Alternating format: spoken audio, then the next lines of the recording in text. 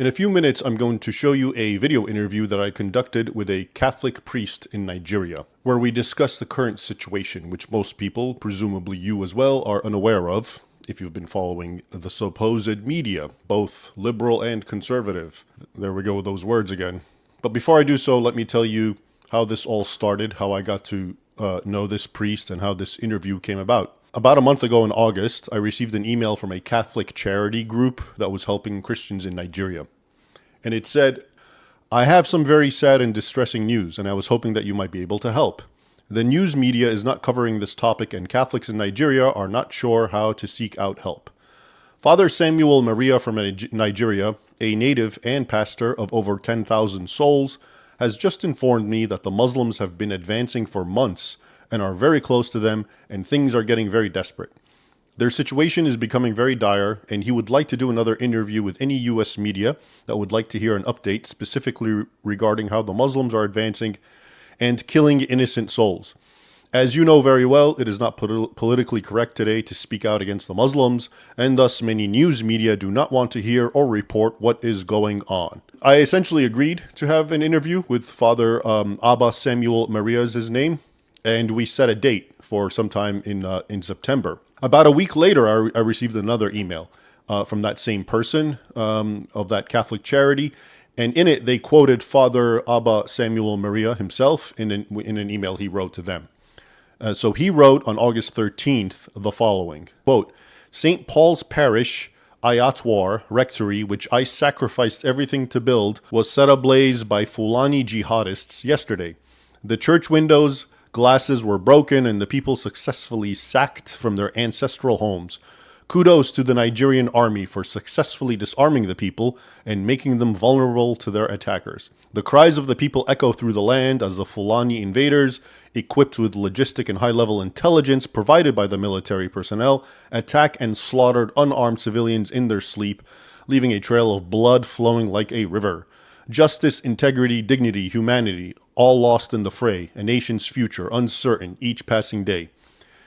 And then the person who emailed me after quoting this from the priest said, "Please let me know if you can do an interview with Father on this topic ASAP, or have you any other ideas on how to bring awareness to the crisis they're currently experiencing. We greatly appreciate it, as he is remaining faithful in these diabolical times, trusting in our Lord and our Blessed Mother for the triumph of her Immaculate Heart." Okay. And again, for the record, just so everyone knows, I'm not Catholic. This is a Catholic group, of course, and a Catholic priest that I'm going to speak to. But whether you're Catholic or not doesn't change the facts that you're going to be hearing about what's happening there. But then before we could have our interview on September 11th, the same priest, Father Abba Samuel, sent an email to the person who was writing to me saying that they had received in Arabic a Muslim jihad declaration, essentially. And here it is. He had people translate it. So it says, quote, here's the quote, "Translation of pamphlet written in Arabic and distributed in select mosques in northern Nigeria by the Fulani nationalist movement." And this letter was apparently dated February 6th, 2025. And in this letter it says, "The battle is getting closer. We call on all true Muslims. This is the time to act. This is the time for Second Holy War. We started in 1804. The British stopped us. We must regain the territories lost. It is against Islam to rotate power with infidels. Forget about elections. That will only lead to sharing of power. Think of the kingdom that we shall rule forever. We must take the enemies in the west, central, and the north," they mean in Nigeria, "by surprise, because most Muslims live in the north. So they want to attack the enemies, mostly Christians, in the west central. That is the plot. Disperse and occupy their homes, forests, streets, schools, markets, and act as spies. You will suffer in this. Rain, cold, and dust will pour on you. But heaven will honor you after the inevitable battles.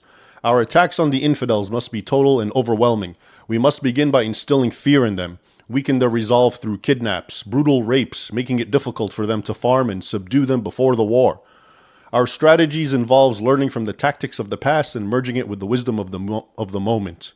There is no going back. Nigeria is our own. It was handed over to us by Allah. How then can we share what is ours? We must never fight a defensive war. We must take the battle to the homes of the infidels. We must use everything that we have, whether you are a boy, a lady, a man, or a woman. All Muslims of Fulani origin must take this as a duty. We must sharpen our fighting weapons. Everything is a weapon. Your okada, knives, hands, the trailers you drive, the tankers with fuel, food you sell, the house of the infidels that you guard. Study very well and wait for our order. Exploit the weaknesses of the infidels. They're lousy, lack discipline, sleep like fools, love parties and dances, lack focus, mostly unobservant and unarmed. With your vantage position, you can take on a whole family of 10. Conquer and kill them if need be. The battle must be fought in their homeland. The middle belt must be totally crushed. They are few and divided. Never trust anyone in the east and south, which is Christian majority. Not even their filthy Muslims who do everything Allah rejects. Get yourself prepared. The battle is near. What this is saying is basically even the Muslims who live amongst Christians in those areas in the south and the center are infidels too, because they live amongst Christians. So you can kill them as well. And then the email that sent this to me ended up by saying, please circulate to all Christian groups urgently so awareness would be created and prayers continuously made for the land. Okay, so you will now see the interview that I conducted with Father Abba Samuel Maria. And first of all, unfortunately, because he was on location in Nigeria, that's where he's from, the connection was very bad. And so what ended up happening is we had a third party helping record it, and I couldn't even hear what he was saying. So, but you'll see what he says. Everything is actually put together. But I tell you that because what I ended up doing is just asking various questions, and then everything was added on later, even though I couldn't even hear it or see it at the time. And so I tell you that because you'll hear him speaking very passionately about very, very important and horrific stuff. And then the screen will come to me and I'm basically kind of nonchalant and I just ask another question. So that's the reason. I didn't even know. I'm only seeing it now, the entire video. And so first, I urge you to listen very carefully to this man. This is a man who is in the middle of the fray. Okay, this is what's really happening where Muslims are actually half the nation. Think about it. Nigeria is half Christian, half Muslim. At this point, Muslims don't need to play the victim card as they do in the West. And it's a full-blown, non-stop jihad. As you'll see in the intro, I speak a little bit about what I know has been going on in Nigeria, and I know a fair bit. I've actually been writing a lot about it since probably around 2011, and I think I say this in the video. But everything that I just read to you, that is real. Okay, these Fulani, and the Fulani are these herdsmen who are also Islamic, and full-on jihadist mentality. But as you will see in the video, the media won't tell you that. And the Catholic priest affirms this. But they do, in fact, raid Christian villages in the middle of the night or when they're in churches and completely horrific slaughter. Massacres, rapes, burning churches with Christians inside of them. This is a very, very constant thing. Okay, so do pay attention. And at the same time, remember what I said. I recently did a live stream about the left, if you recall. And I did a little bit of talking about what the left and Islam really have in common. Because if the left is just liberal, as most people seem to think, it never made sense, right? Why are liberals siding with draconian Sharia Muslims? But as I argued, the left and Islam are very similar in that they both are aligned with falsehoods, different falsehoods. Okay, or a different way of looking at it as they're both not aligned with the truth. Okay, and so they are allies for one another in their massive war on the truth. Okay, so keep that in mind, especially as you hear him and he's telling you the truth of what's really happening. And you ask yourself, how come I never heard this? How come the media doesn't talk about this? How come Fox News hasn't told me about this? Okay, why do the conservative so-called media waste more time talking about pronouns as if that's the real problem at stake when people are actually being burned alive and killed and hacked to pieces with machetes almost on a daily basis, actually. And if you want to learn more about what's happening in Nigeria, you should consult my monthly Muslim Persecution of Christians report published by the Gatestone Institute, where I basically collate the sorts of persecution Christians experience at the hands of Muslims every month. And by far the worst is going to be Nigeria, as you'll see. And these go back all the way to 2011. You can find them on my website or the Gatestone Institute. And without any further ado, here's the video. Welcome, everyone. I'm joined by a great guest and to talk about a very important topic that very few people in the West, especially in America, know. It's an important topic because it deals with the genocide you've never heard about. And He is Father Abba Samuel Maria, and he's a Catholic priest in Nigeria. And before we get going, I'm just going to have him introduce himself in a couple of minutes. Have at it, Father. Thank you very much, Mr. Raymond Ibrahim. And we are very, very appreciative for the wonderful work you are doing to create awareness on the terrible situation we are facing here in Nigeria. I am Father Samuel Maria Abba from originally Otukpo Diocese, but in 2020, after the pandemic of the so-called pandemic of the COVID-19, I began the congregation of the Sacred and Immaculate Hearts of Jesus and Mary congregation, where we keep the traditional Catholic Mass and faiths and morals of our one holy, tried, and apostolic faith of the Catholic Church. So I thank Mr. Raymond Ibrahim for this interview. Thank you very much, Father Abba. So I will begin by telling you and the viewers what I know about the situation in Nigeria, which I've actually been following for probably since at least 2011. And I look forward to you, like I said, correcting or confirming and then elaborating on the important points. So what I recall with Nigeria is basically it's half Christian, half Muslim. That's the way it's usually portrayed. And the Muslims generally seem to be in the northern region, and the Christians generally seem to be in the southern region. And in the northern region, you have various forms of Sharia law and so forth, and it's not exactly ideal for Christians to live in the north. But I think Nigeria sort of came in the spotlight somewhat in the international scene with the rise of Boko Haram back in the, like I said, 2010 or whatever. And they are, of course, an Islamic terrorist organization, which definitely targeted and massacred and slaughtered and killed Christians and bombed and blew up their churches.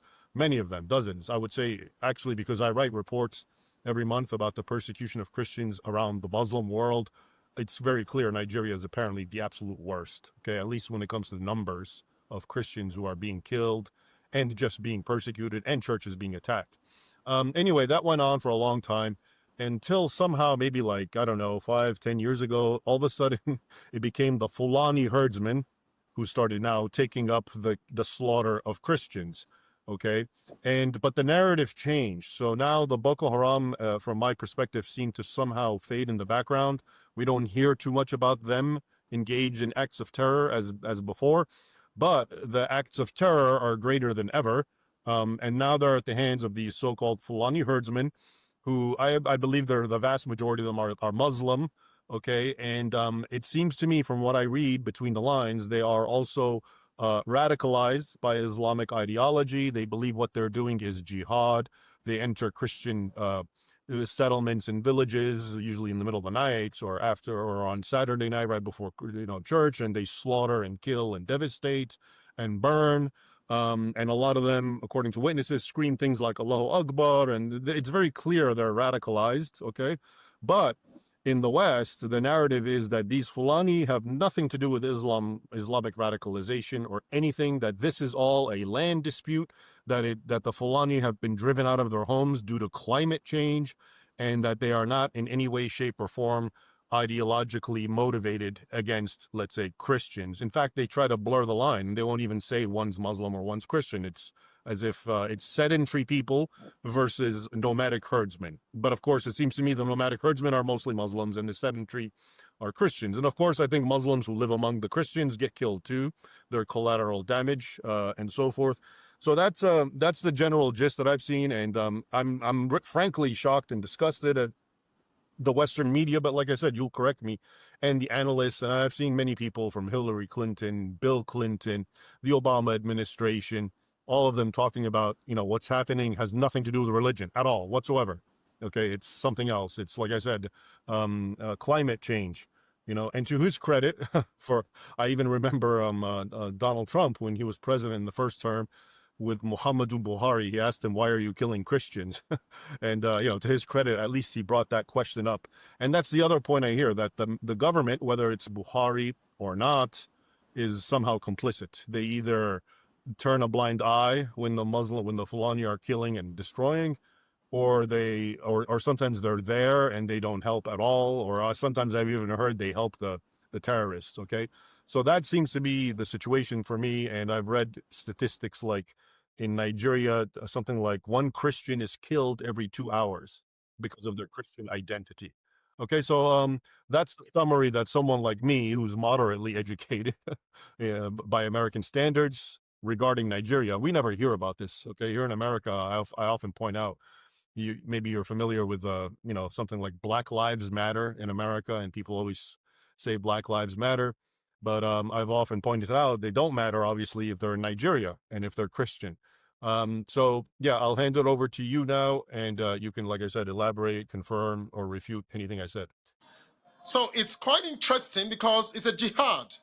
I got this information just some few days ago about the National Fulani movement, dated February 6th, 2025. The battle is getting closer. We call on all true Muslims, this is the time to act. This is the time for Second Holy War. We started in 1804. In the early 19th century, they started this particular jihad. The British stopped us. We must regain the territories lost. It is against Islam to rotate power with infidels.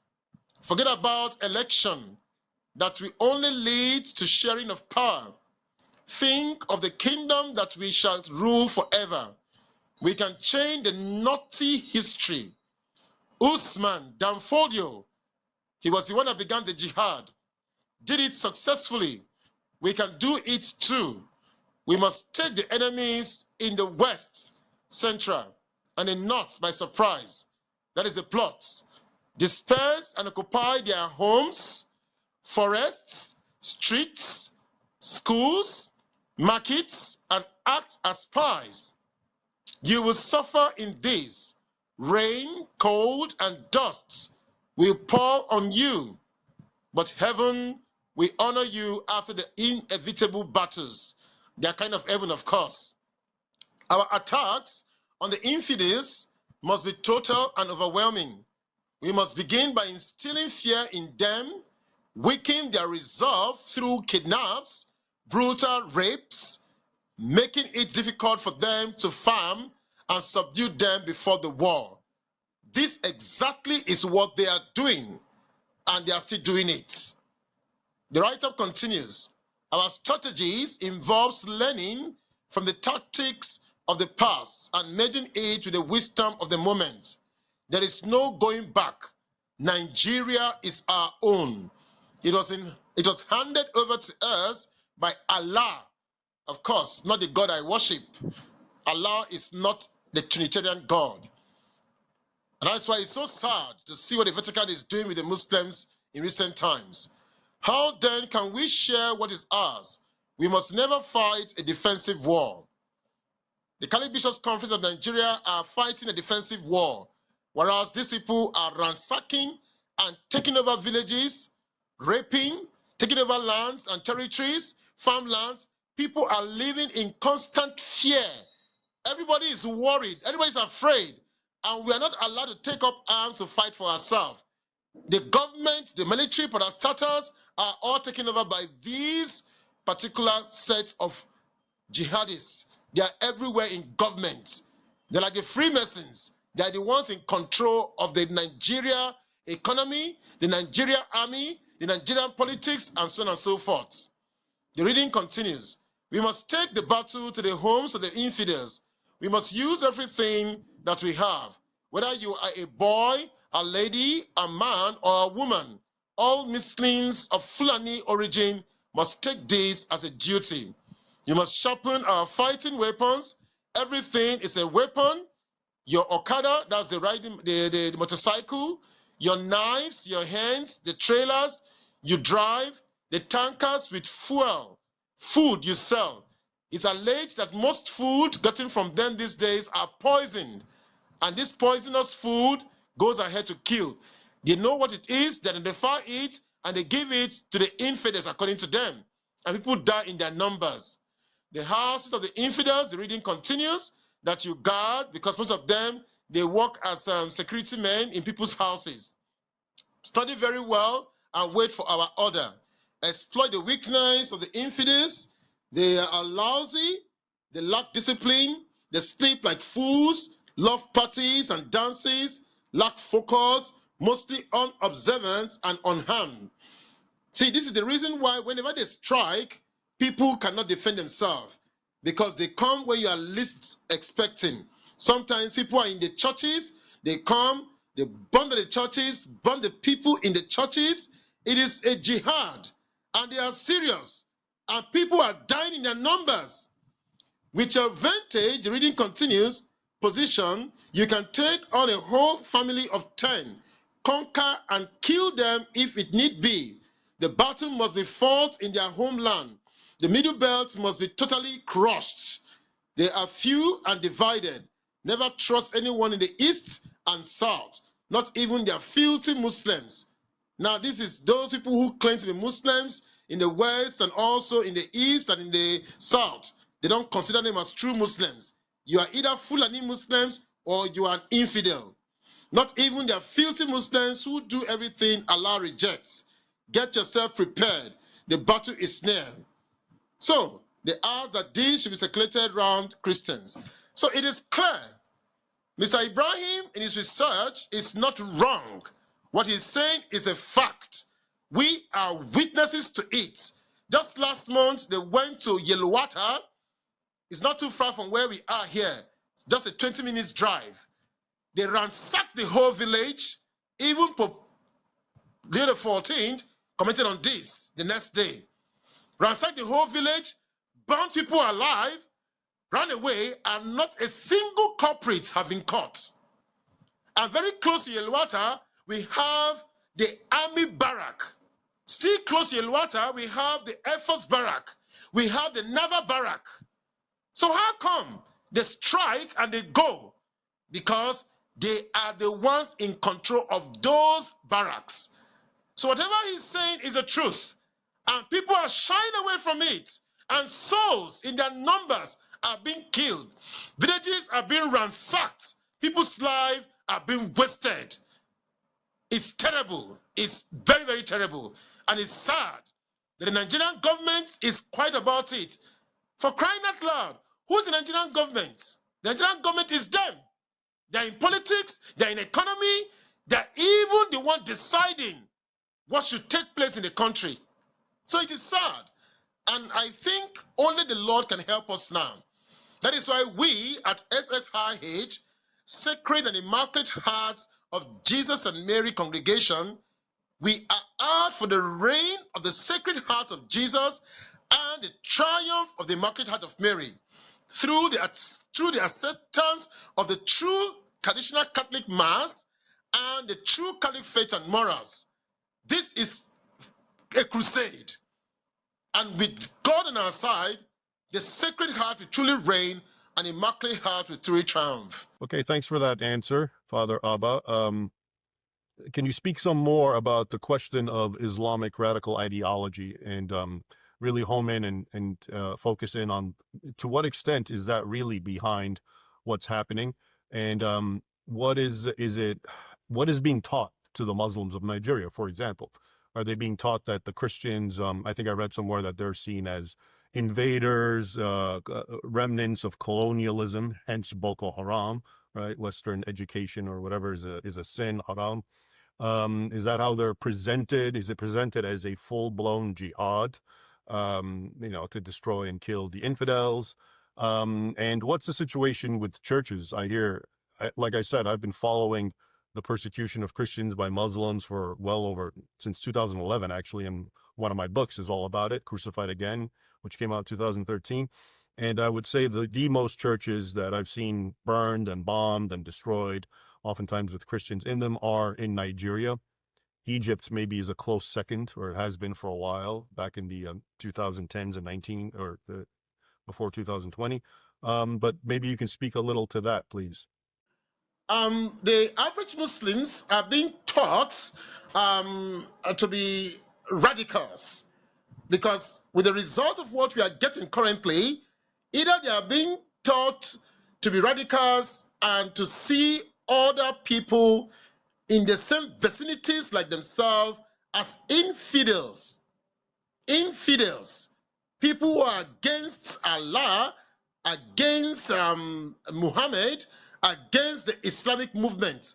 So it is clear because they do not recognize the fact that people exist before they came to the country. And so, for them, they indoctrinate their faithfuls, and their faithful carries out this plan. See, they are very organized, and that's a fact. So the average Muslims goes out through their, what they call it, this their school, their Islamic schools, and there they are indoctrinated. If they're relating with you, it's with a plan. They don't come to you without a plan. And all this noise about Islam is for peace, certainly it's not the kind of Muslims we have in Nigeria. They have an agenda, and that agenda is being materialized because the killings are going on daily. And unfortunately, many villages have been ransacked. People have taken their wares and their businesses from the north down to the middle belt where we reside, and now some of them are taking it back to the east and to the west. You see it now. So if it's not real, these business people and families would not have vacated from those environments. They want to Islamize the country. It is a fact. It is real. And not just getting converts, they want to force their way through and own Nigeria as their own. So Mr. Raymond Ibrahim is not wrong. He is, in his analysis, is correct. They are pushing us away until we get frustrated, probably look for another country to go to, because for them, Nigeria is theirs. What do you think of how the West has been handling this? Are they intentionally, the media, for example, dissembling and pretending this is all just about climate change, as I pointed out earlier? I remember that's actually what the Irish president or prime minister said after one of the worst bombings of a church in Nigeria. I think it was Palm Sunday, maybe 3-4 years ago, something like 50 or 60 or more Christians were killed. And it was the Fulani. And he came out vehemently saying, you know, all you horrible people, how dare you blame the Fulani? They're innocent victims too. This has nothing to do with the religion. And then he started talking about climate change, etc. So basically, what's the situation in churches? Are Christians, when they gather in churches, essentially terrified they might be blown up or killed, seeing how common it is? Yes, it is strange to see the Western media not reporting exactly what is taking place here. As I said earlier on, it's a jihad. Villages are being ransacked. Lives are being wasted in their numbers. Now, if the media reports 4,000 persons, be rest assured about 10,000 have gone. So, one cannot come out clearly to say the media has been bought, because we don't know who is doing the buying. But those of us who are here experiencing this terrible massacre, we are aware that villages in their numbers are being ransacked. So if the medias internationally have the facilities to truly know what is happening, why can't they report exactly what we are experiencing here? Because you go to a village, you burn in the village, people's lives are wasted, people's properties, their food are burnt. And you come back after some time and repeat the same feat, and nobody is caught. Can we say the Nigerian government don't have what it takes to catch these persons? Don't we have state boundaries? So when some people come down, our forests are they so massive that we cannot track down people? For example, look at the kidnappings going on. The same forest in Nigeria here, Are we saying the government don't have drones to locate these persons and bring them to the book? All we hear every now and then, we shall get them, we shall get them, and nobody gets caught. So it is terrible. The media, to my own knowledge, is not reporting correctly what is happening. Either they have been bought, or they don't want to report it, or they are part of the plan. What is, thank you for that. What would you say, what message do you most want to convey to, let's say, the Western public, people in Europe in general, in the US in particular, about what's really happening in Nigeria and how they should respond to it, including, of course, how they've been responding and what they've been told, which I assume is all false? It's a spiritual battle. It's a spiritual battle. And as it stands now, they are out to Islamize the whole country, not just Islamize, to wipe out Christians in Nigeria, because they were able to get their way into the government. The British government felt that the northern oligarchy were more subservient to their plan of divide and rule. And so they concentrated powers to the north. Because the other tribes in Nigeria, they were more or less like a democracy, especially the Igbos. They are more or less a democracy. The Yorubas, of course, they have leaders, and they are very, very fetish. But the North, the system of government pleased the British, who colonized this country. And so, when they put power in the hands of the North, with their jihadist agenda, they now concentrated themselves on this power and began to rule the country ever since. So for you to be elected into any federal office, you must lick the boots of the Northerners. If not, you will not get there. So they now use these powers to manipulate their ways to carry out their Fulani agenda of Islamizing the country. So this is exactly what is happening. And with this, it is almost impossible to stop them because they are everywhere. All the military, all the parastatals, all the political, they are there. Why?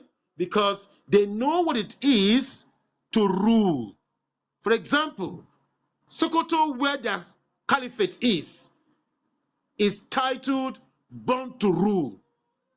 That's the title they get to Sokoto, Born to Rule.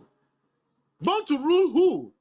Born to rule the rest of Nigerians and submerge them into their jihadist agenda.